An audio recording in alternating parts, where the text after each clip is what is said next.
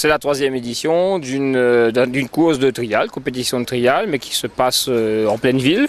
Le trial, habituellement, ce sont des zones naturelles, en milieu verdoyant, on va dire. Et là, on a voulu en fait montrer ce que le trial était aux gens qui n'ont pas l'habitude de se déplacer en montagne.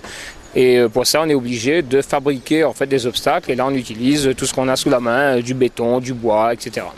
On a un site comme le bar à choix qui serait dommage d'utiliser que pour le trial. Donc là, on inaugure cette année une formule un petit peu d'animation avec, dans notre club même d'ailleurs, des licenciés de pocket bike. Ce sont des mini-motos mais qui vont relativement vite.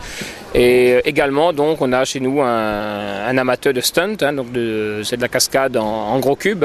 Pour ceux qui regardent les chaînes extrêmes, on connaît ça, mais c'est sûr que là, on est sur un niveau local, donc il va, je pense, quand même régaler le public. Au total, il y a 5 zones qui ont été constituées. On passera 3 fois et demi sur les zones, ce qui veut dire qu'on va faire en gros 17 passages. Et sur chaque zone, il y a donc 4 tracés en fonction des niveaux, des catégories. Chaque année, on essaie de progresser dans la valeur des pilotes qu'on invite. Et c'est vrai qu'en dehors de Marc Soulas, qui vient pour la 3e fois, qui est quand même un champion de France, Loris Gubian, cette année, est en plein championnat. Il est en tête du championnat de France. Ça se joue la semaine prochaine en métropole.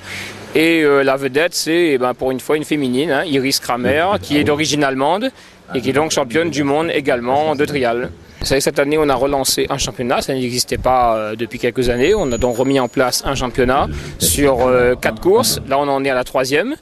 Et cette 3e course compte double, puisque c'est un coefficient 2 par rapport aux autres courses qui sont, eux, d'un coefficient 1.